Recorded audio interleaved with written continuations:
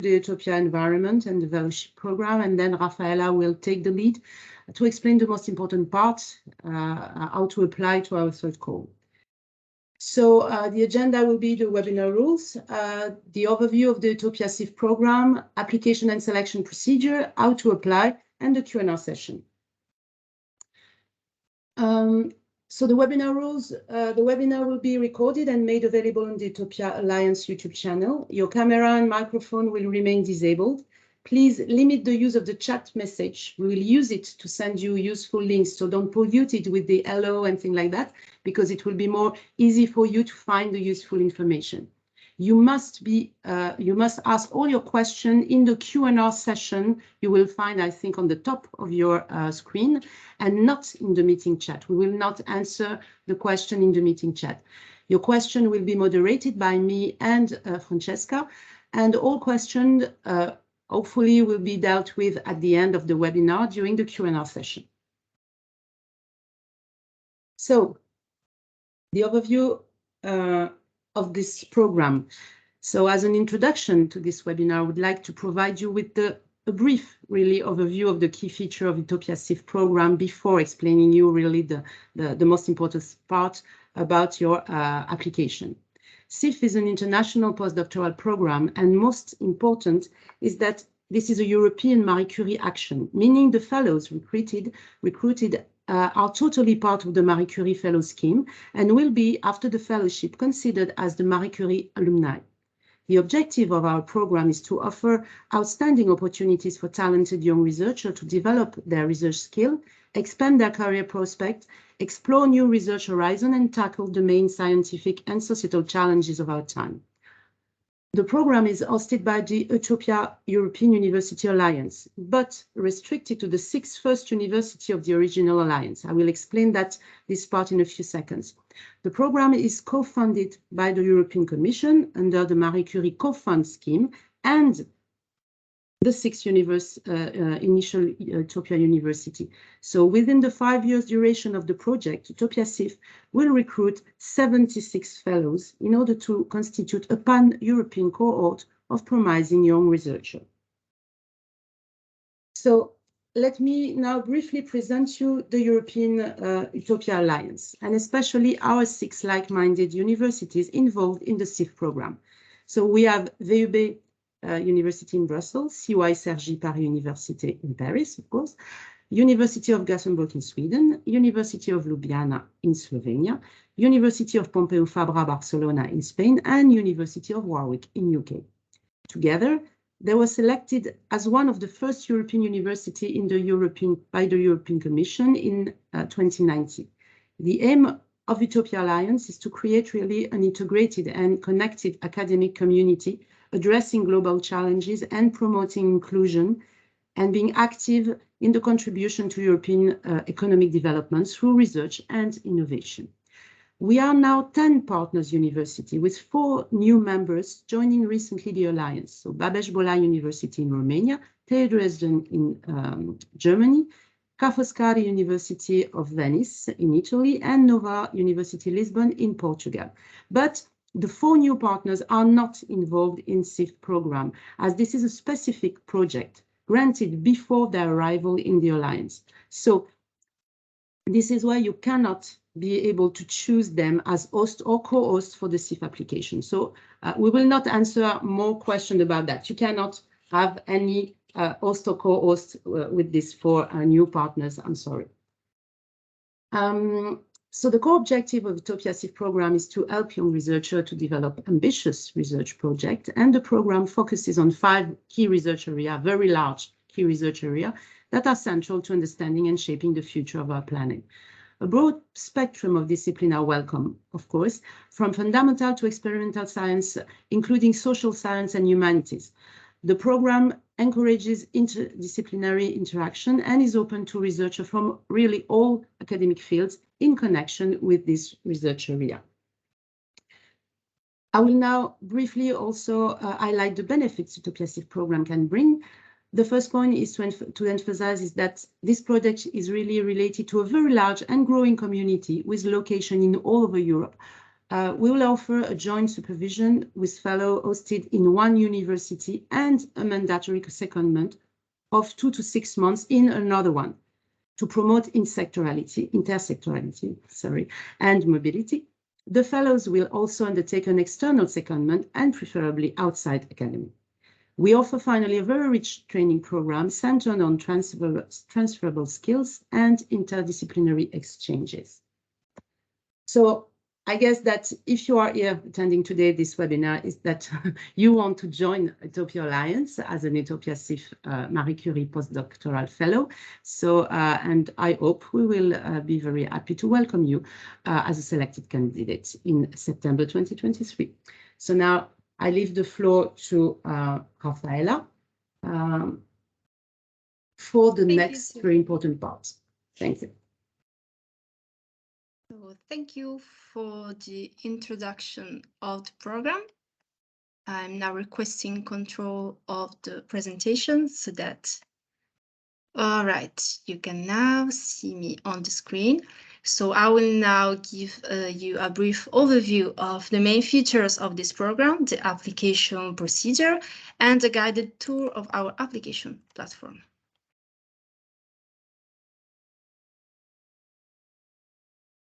So the third call for application is now open. This is the link for our application platform, since all applications must be submitted online. And the call opened on the 15th of September and will close on the 15th of December. So 3 months time frame for the opening of our call. Who can apply and what is the application procedure? So the target group of this fellowship call are the so-called recognized researchers, so PhD holders or equivalent. There are no nationality nor seniority conditions applying to this program, and researchers from all disciplines are, of course, more than welcome. Candidates are required to propose a research project in line with one or two of the key research areas of the program and to be carried out at one of the 6 partner universities, which will be the host university and co-hosted by the co-host second universities. The 2 institutions, again, must belong in the 6 partners of the EUTOPIA-SIF program. So candidates at the moment of their application must indicate at least 1 and up to 3 pairs of host and co-host universities in their applications. Candidates must comply with the Marie Curie mobility rule, which means that researchers must not have resided or carried out their main professional or studies activity in the country of the selected primary host university for more than 12 months in the 3 years prior to the call deadline, so the 15th of December 2022. To make it a bit more clear, if you, for example, are a person having resided in Spain during the previous 2 years, you will not be eligible to apply for a fellowship at the Universitat Pompeu Fabra in Barcelona. You can, likewise, apply to one of the other universities outside of Spain, for example. So what are the benefits of this program? You will be employed at your host university with a 24-month employment contract equivalent to, with working conditions that are equivalent to the ones offered at other postdoctoral researchers in the institution and in the country, and with a monthly average gross salary of 4,349 euros.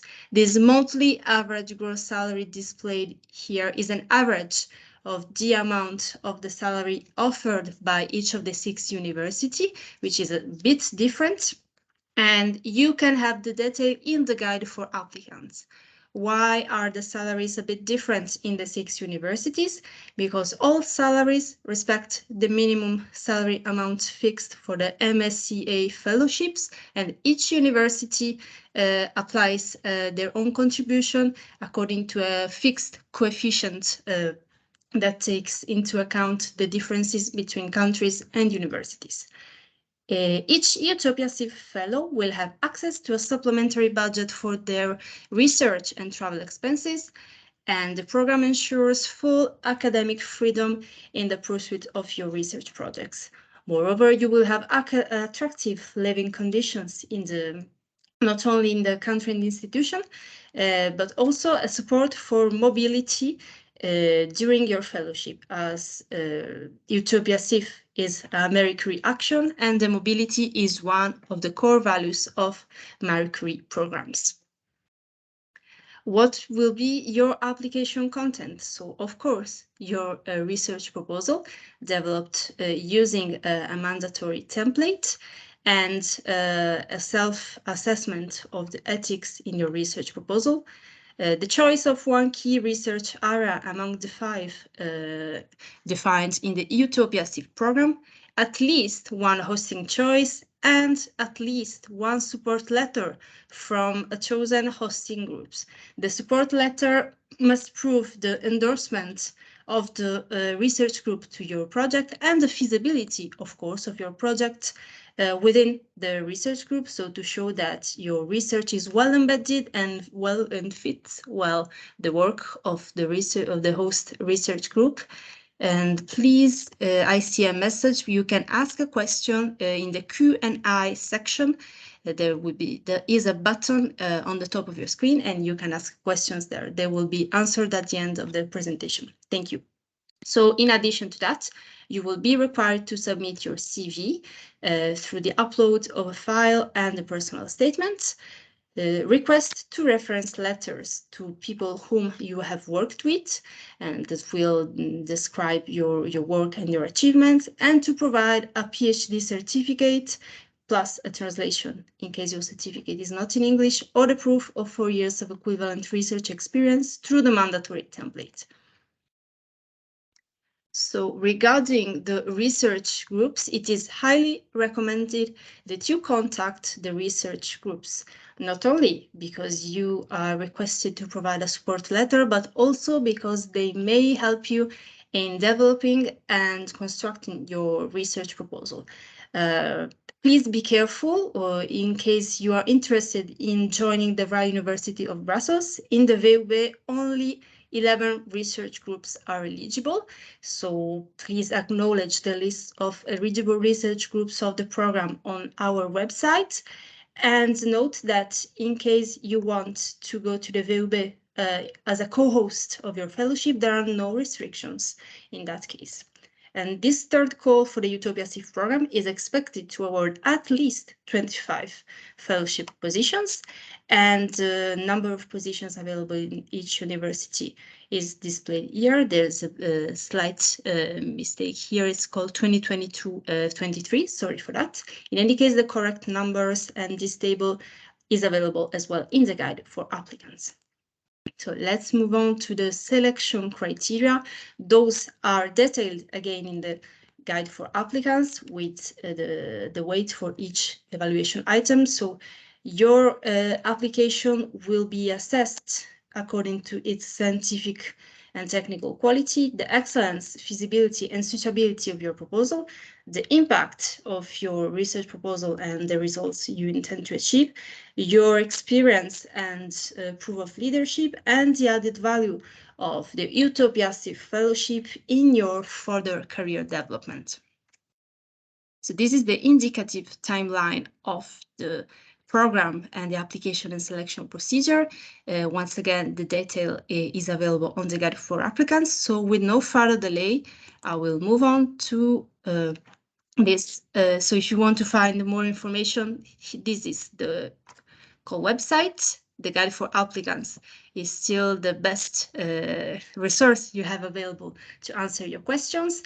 And in case you need more clarification, if you have a question regarding the application and selection procedure, you can contact directly the coordination at the email address marked here. In case you have specific questions regarding one partner university or the hosting and research groups, you may contact directly the local program managers for each university. This is because questions pertaining at the local level will be answered at local level. So in case you ask a very specific question about one university at the coordination, we will have to revert you back to the partner universities. So of course it will take more time. So it's just easier and more productive for you if you are able to spot out the right person to whom you can ask your question. So here it is the application procedure. This year we have a 2 steps submission. So the step 1 with the main deadline on the 15th of December is for the submission of all the mandatory application content, with the only exception of the detailed research proposal, which means that at the 15th of December, you must have filled in the online forms for your personal information, your academic and professional experience, the research proposal with a title and abstract and keywords, selected your hosting choices, and requested the letters of reference. You must also have uploaded your CV and personal statement, your PhD certificate, and the support letters from the host group. What happens after December 15th? You have a few additional weeks to finalize only the content of your research proposal, meaning that at the date of the 10th of January, you must upload your detailed research proposal, and your recommenders whom you have asked the reference letters before December must upload the reference letters. Be careful. All of this means that you must complete step 1 by the indicated deadline, so before the 15th of December, in order to be able to move to step 2, to the upload of the research proposal. And step 1 cannot be edited once submitted, and no application can be initiated after the 15th of December, so that you need to start your application now, or at least before 15th of December, in order to be able to complete it and finalize it. And here I will briefly show you a guided tour of our application platform. So this is more or less what it looks like on the land page, and I will show you how to create an account. So on the upper right corner of the screen, you will see a button saying register. And you will have a form asking for your details, so your first name, last name, and email, and to create a password to create an account. Once you click on create an account, you will receive on your email a message looking like this. You must click on the message and confirm your registration. So this is the text of the message. You go to site and you confirm your registration. Going back to the application platform, you view the programs, and here you will find the EUTOPIA Science and Innovation Fellowship Program. You select the program and you can start your application. So once you have created your application, the platform will look more or less like this. And you can start filling in the different forms. So the first form is related to the data protection regulation. So you must acknowledge this information, tick in the box and mark as complete. As you see, once you complete one section of your application, it will appear in green and all ticked. Next section is the personal information. So once you fill in the form, in case you have not filled in a mandatory form, you will have an error message appearing in red and you will not be able to mark your form as complete. So you fill it in and again, mark as complete.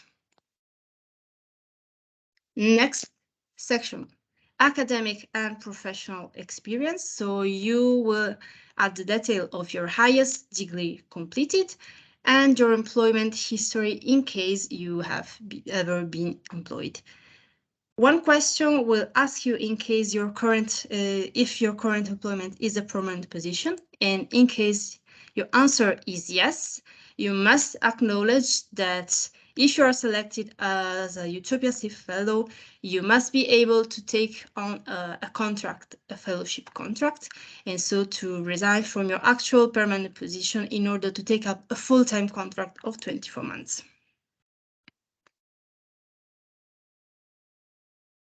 Moving on in the academic and professional experience, one section will ask for your main research output. So here you will have 5 text boxes, and you can please add only one output per box. Research outputs can be publications on peer-reviewed journals, books, book chapters, conference presentations. There may be very different types. What is important is that you please write only one output per box. Here you shall upload your personal CV using the mandatory template available on the platform and on the guide for applicants, and your personal statement, 2 pages max, free template. And once you have uploaded the files and filled in the forms, you mark as complete. In the research proposal section, you will have to provide an acronym, title, and short abstract for your research proposal, and a few keywords. The keywords are very important so that they will allow us to identify the main discipline and the main domain of your research. You shall also select the key research areas and the detail of the disciplines.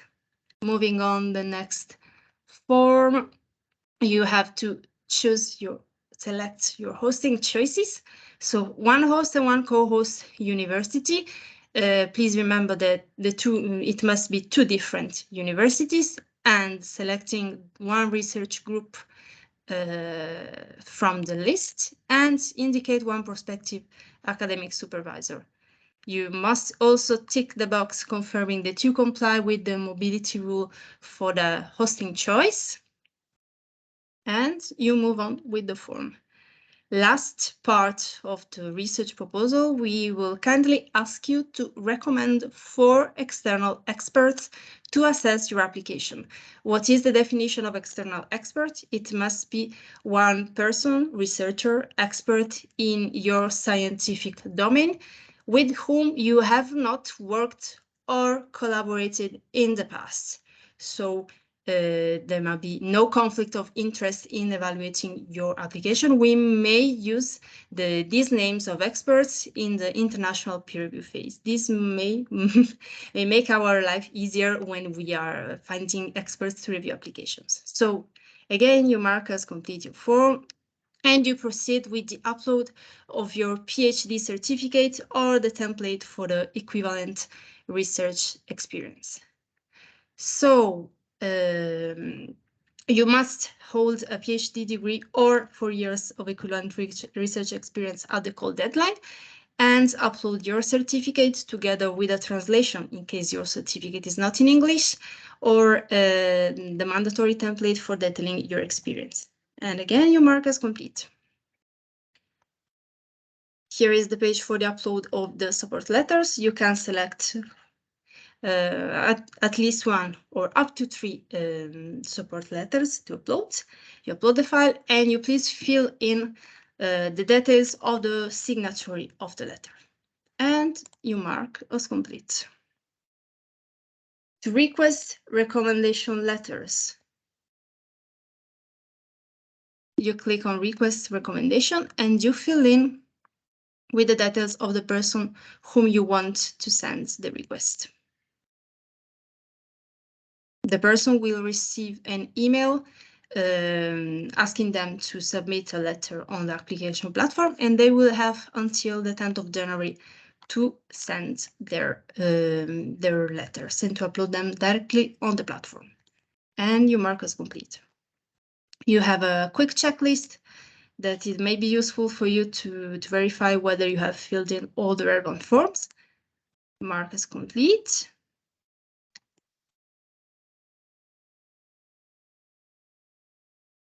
Then you can submit your applications. Once you have submitted the first part of your application, you will now land to step 2, to the research proposal upload. So you can start again, and you will only have the task for the upload of research proposal here. You must use the mandatory research proposal template, otherwise your application will be disqualified. You can upload the file and mark as complete. And once you have uploaded your file, you can finally submit your application. And this will be your final submission. So only applications fully submitted with the 2 steps. So the first part with all the mandatory content with accept of the research proposal by 15th of December. And the detailed research proposal at latest at the 10th of January will be considered as complete and eligible applications. And here is with the final submission of your application. And this is it for the presentation of the program and the application platform. It is now time for the questions. I do see that there are some issues with the Q&A. I see that some people are actually able to see the Q&A section and some other are not. I don't know if this is maybe something that has to do with the settings of your view on Teams, but I think we will be able to reply to some questions as well. So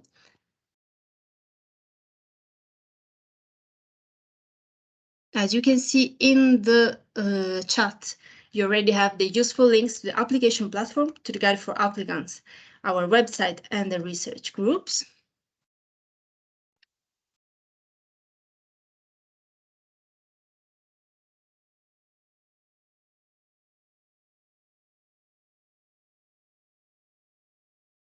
And I will now take 1 minute to go through the chat and see if there are some questions whom I can start answering. I think we can maybe stop the screen sharing. I stop it. We can still see your screen actually.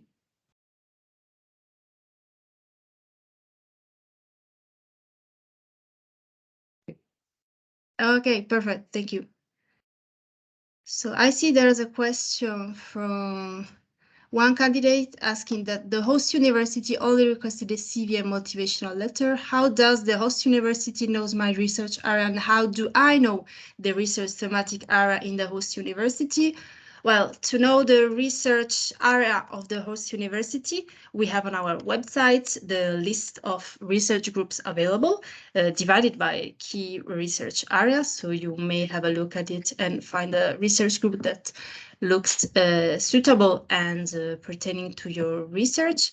And I must assume that during the exchanges that you have with the research group, they will get acquainted with your experience and with your background, which can also be inferred also from your CV. But do not hesitate, in case you have further questions, to ask it to the person whom you have contacted in the research group, or to ask the local program manager. Can you explain a bit on how to choose the host and the co-host in the online application portal? Well, in case this wasn't clear during the presentation, so when you will be in the section in the online form for the research proposal, you will simply have some drop-down menus to click on, and you will be able then to select the host universities, and so at least 1 pair of universities and up to 3 pairs of hosting universities.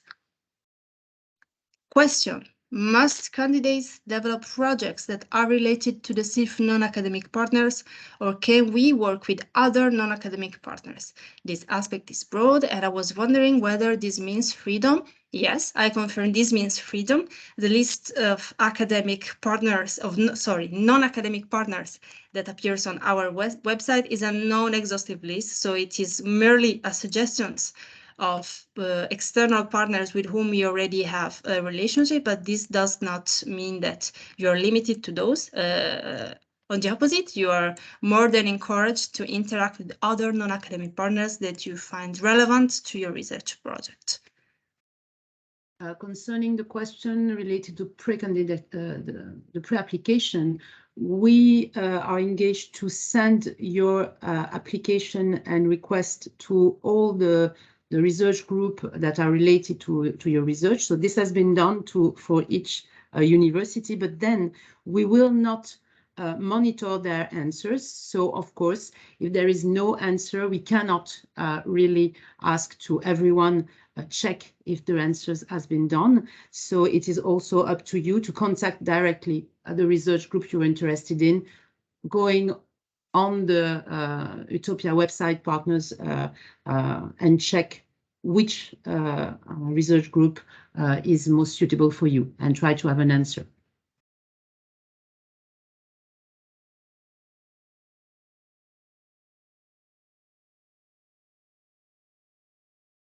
I am now replying to a question concerning the interface that recommenders will see for the upload of research letters. So you as applicants, unfortunately, cannot see it, but we guarantee it is pretty intuitive and easy to handle. And in case there are any technical problems, your recommenders have any technical problems concerning the upload of reference letters, they can always contact the coordination and we will try to help them. Concerning your co-host, no, the Marie Curie mobility rule does not apply. It is in the guide for applicant. It is only for your host that you need to check if the mobility rule is correct for you. But of course, if you want to go back to a country where you already spent 12 months during the last 3 years, this is completely possible for the secondment.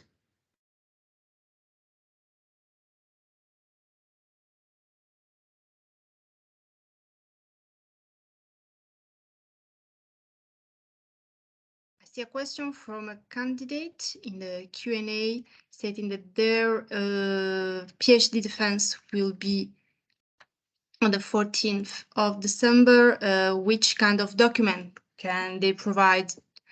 Well, I suggest is a letter from the university stating the conclusion of the doctorate, signed from the competent person in your university, whether it is your supervisor or the dean or the person in charge of the doctoral school.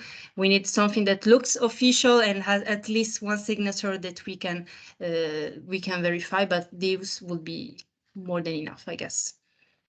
But the dates after that, we will check the dates. If the date is Yes. not the good one, even if it's 16, it will not be an eligible criteria. So you will be rejected after that. So immediately after your defense, when you have the official paper, you will send it to us and we will check it again and confirm your eligibility.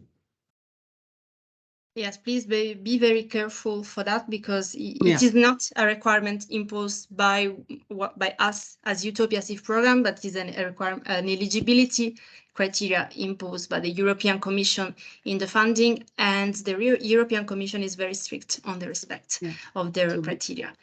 Be very careful on the dates. Yes. Concerning external reviewers, are they also not allowed to have worked in the past with any of my PIs from the host or co-host institutes? Well, not necessarily, I would say. I mean, the conflict of interest appears when they have previously worked with you, so they may be influenced in the evaluation of your proposal. It does not necessarily mean that they cannot have worked with your prospective hosts or co-hosts.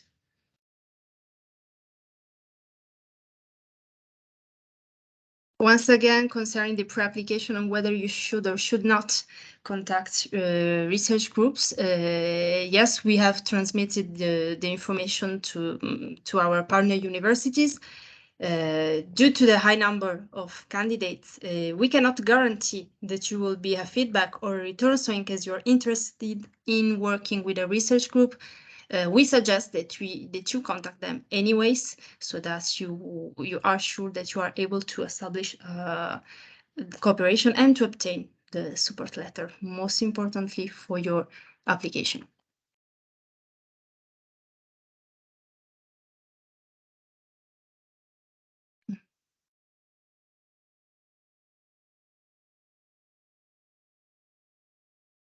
I will now go back to the chat, so please be patient while we read the long questions list. We are only 3 and you are very numerous. So thank you for your cooperation and your patience while we read your questions and try to answer at our best.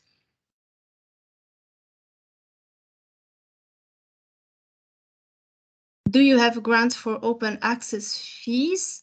Not necessarily. I mean, the allowances, you have research allowances, so you will have a budget for your research. So whether you can use it also for open access, this is up to you. How do you manage your research allowance?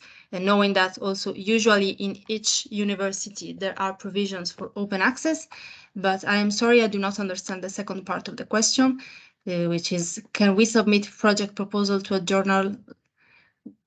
They are accepted project proposal, it might increase the delivery of EUTOPIA-SIF. I am sorry, I do not understand this question. So if you can please rephrase it a bit so that we can address it. Thank you. And can one create? Yes, go ahead. Concerning open access, remember that when you apply to European funded project, the most important thing is that you will need to publish in open access when possible.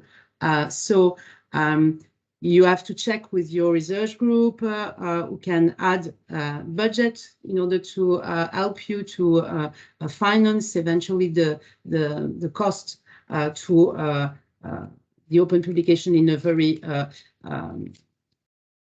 famous journal. But if you have to choose, when you are funded by European Commission, you must categorize, you must hierarchize your focus and take care to be in position to publish in open access first. I have just read a question with a candidate inquiring about the mobility rule, and another rule is knowing the language of the host country. So I precise here, there is no condition on our program that says that you must know the language of the country or the institution in which you are applying. So if you are eligible to apply to all the 6 universities, you can apply regardless of whether you know the local or national language or not. So the only constraint to choosing a specific institution or country is the Marie Curie mobility rules. No language knowledge nor certificates are required. And concerning this, go ahead, Sylvie, sorry. And when you will be in your host institution and even co-host, you will be offered the possibility to have training on the, of course, on the local language, of course. But this is after, when you will be recruiting. Yes. So, family accompaniment, the question is very important, of course. As this is a co-fund, you may not misunderstand that. Individual fellowship provides a lot of things, but it's directly coming from the Commission. In the co-fund, this part is something that has been must be done at the local level. So please, if you have any specific question on that, you may ask the local program manager of the host university, especially, for example, concerning the new legislation that can come up, especially in UK, for example, with the Brexit. So you may ask that specific question, because sometimes in each country of the European Union, the notion of family is different. For example, in France, as we know, family means you can have family allowances for your children. But in some country, only if you have a wife or a husband, this may be considered as a family. So please refer to the local program manager to have a detailed answer to your questions.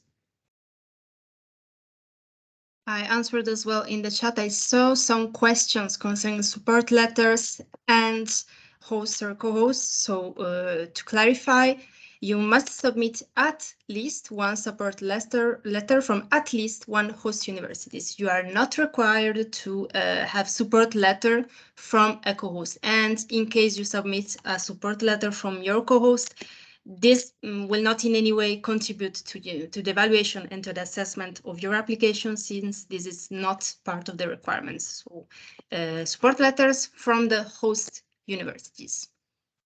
And in case you provide more than one support letters, they must be from your different hosting choices, meaning that, making a concrete example, so maybe it's clear. If I want to go to the University of Warwick as a host and to Pompeu Fabra as a co-host, and my second choice is maybe the University of Gothenburg as a host and the University of Pompeu Fabra as a co-host, I will need I can submit 2 support letters from the 2 main host universities. So in any ways, whether you submit only 1 or 3 support letters, they must be from the main host universities and not from the co-host. And concerning the fact that if you have already submit a proposal last year or the previous year, yes, of course, you are more than welcome to try again, and there is no problem on that.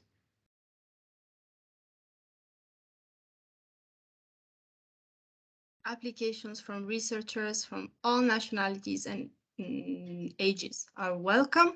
And I saw a question concerning the full-time research experience. So it depends. You need to calculate the 4 years of full-time research experience, meaning that during the time that you have carried out other activities, such as, for example, teaching or receiving courses, this must be deducted from your research experience. So you should be careful while calculating your full-time research experience. And remember that this part is especially for the person who don't have any PhD, because they but really act as a researcher, for example, in industry, so they can explain and prove that they are have a research experience before. And concerning the ethic form, you have an ethic form to fill for your application, and yes, you have to check all the points, and this will be one of the first task of the eligible, the recruited candidates, is to recheck again with their supervisors and have an ethic clearance. So this is very important to try to fill it now. Of course, if you made any error now, this will be this can be changed after. This is the most important part, will be when you will be recruited, to be sure that every point of ethics is understood and identified.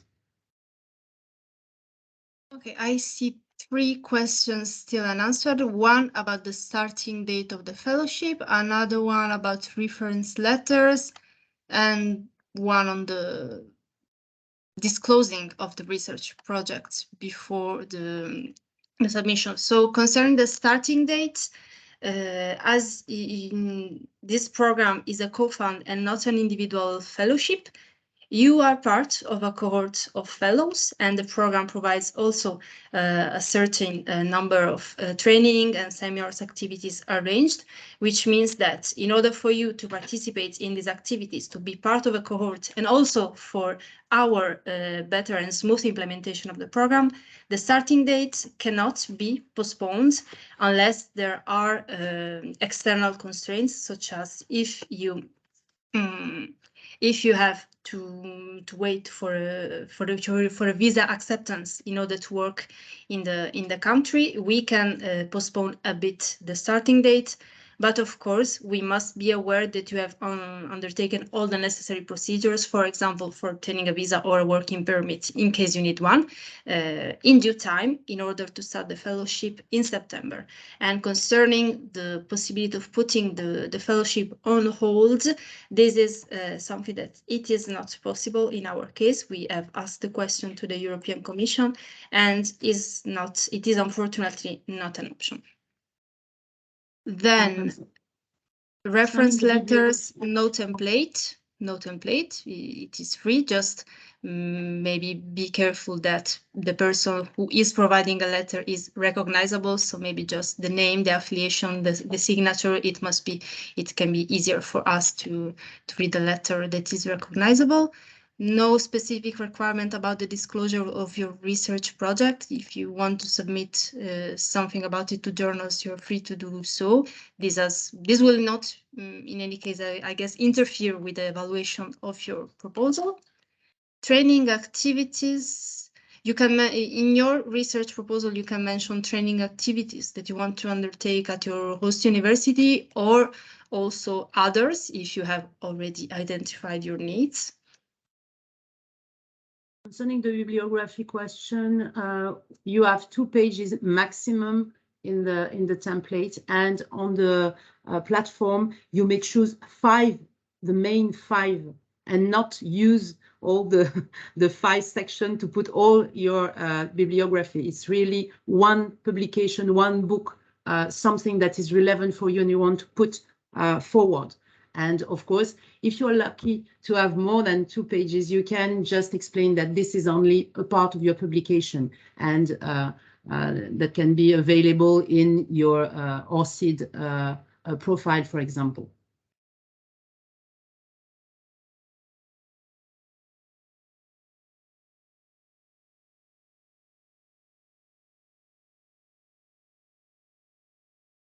I have seen several questions on how you can contact people at the universities or research groups. So for local contacts in the universities, please refer to the guide for applicants, where you have the names and the contacts of the local program manager in the 6 universities, and the list of research groups. Again, thank you, Francesca, for sending it to the chat. And it is not necessarily required that you contact your co-host research group in advance, but it can be an asset to your application in case you do so.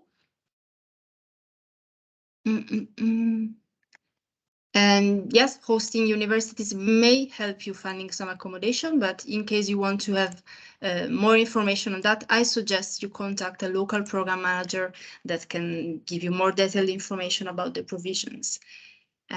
Yes, recommendation letters, please, they should be written in English. We are a very international team, but we may not have the language proficiency needing to understand them. And I now go back to the Q&A.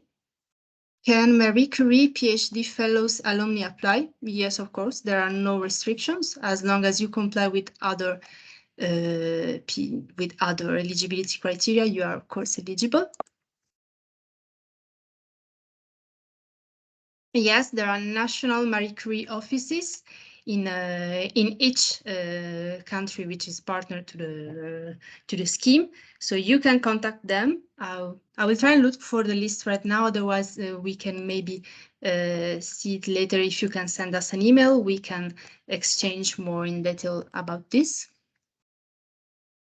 Yes, external secondment institutions can be from Australia, Canada, or Spain, or any other country. Concerning the reviewers, we ask you to fill. No, this is not mandatory.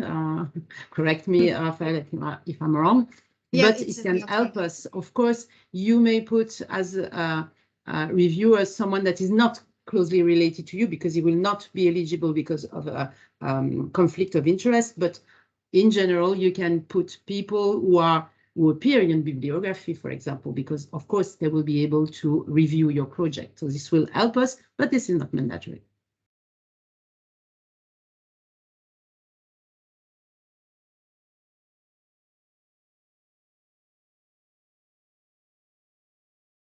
I'm now sending in the chat the list to the Marie Curie national contact points.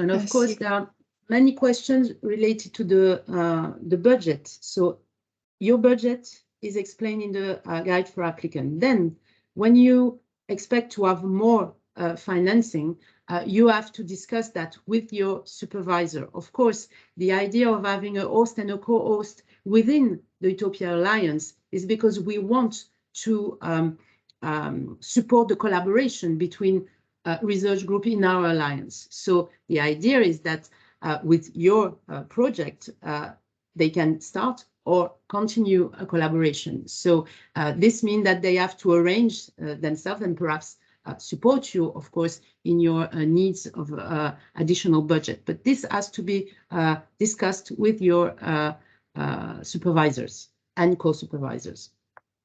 Yes. And one last question. Can one of the two referees be a former supervisor currently retired? If I referee, you mean the person providing a recommendation letter? Yes, there is no condition about it. There are no particular constraints.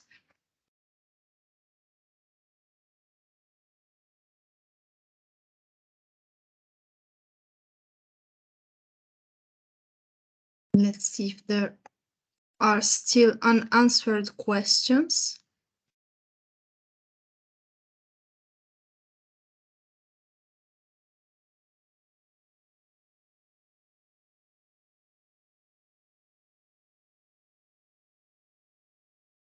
So external staff or professional that we have not acquainted and are proposed by us to comment, do we inform them? No, if you inform them that you are in relation with them, so there is a conflict of interest. This is the definition, I guess.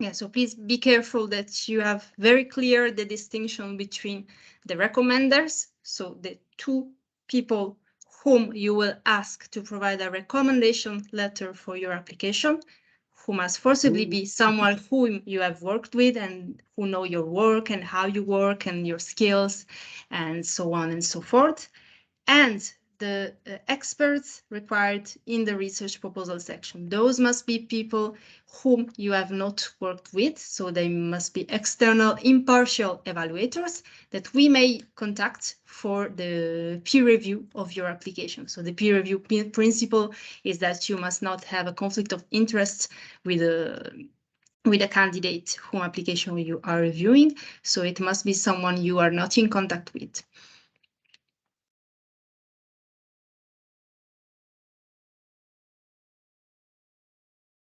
We have 3 minutes left to answer some very last questions.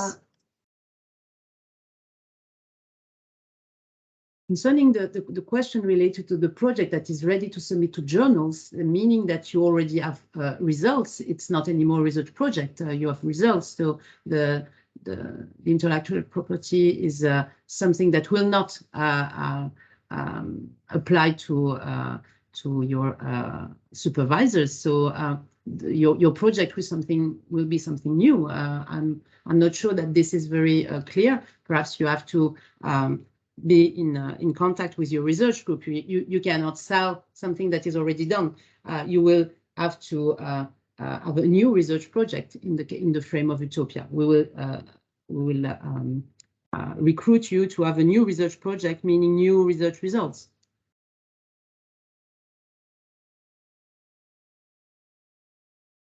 Based on the CV standard, it should not be more than 4 pages. I tried my best to summarize my CV in its 5 pages. Now all information are very important.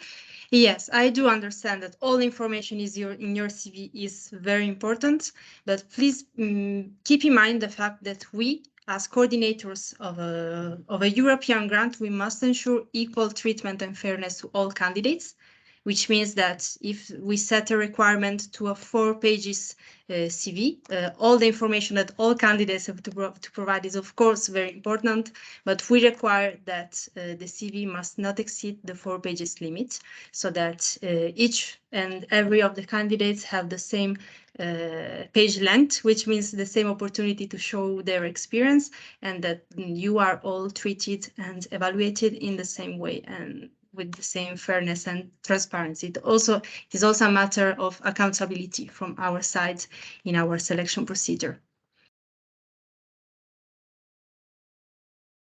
Can the research proposal be slightly different from the pre-application summary? Yes, it is. In your pre-application, you are asked to give a brief summary of your research idea, then the full research proposal will be the final content of your application, and the product will be actually assessed and evaluated for your application. If I have two support letters from different universities, which one you consider as host and other as co-host? Again, no support letter from co-hosts. So please only provide support letters from universities that you want to choose as host universities. And in case you provide one support letter from a co-host, this will be rejected. I mean, this will not be part of the evaluation of your application. Concerning the letter of commitment of external industry partner, that may be relevant for your proposal, but this is really not mandatory. You should not spend time on this if you want to spend time on this specifically because you think that this is required. No, but if your project is really related and you already have it, of course, and you have a good relation, you may mention that. Concerning the family accompaniment, I guess Sylvie has already replied to this question. So according to your individual situation, you may be eligible to the different national schemes from family allowances. So in case you want to know more about it, please contact the local program manager in the university you want to apply, and they will inform you about national provisions for family accompaniment. Host and co-host can be from the same country. Well, guessing that we do not have that each partner university is in a different country and that host and co-host must be two different universities, the answer to this question is no. And no, you should not upload a support letter from the co-host because we do not require it. It's not part of our requirement. I'm sorry. We only expect to receive support letters for the main hosts. And as host and co-host mobility are here to answer the mobility, of course, you need to go abroad from your home university. This is.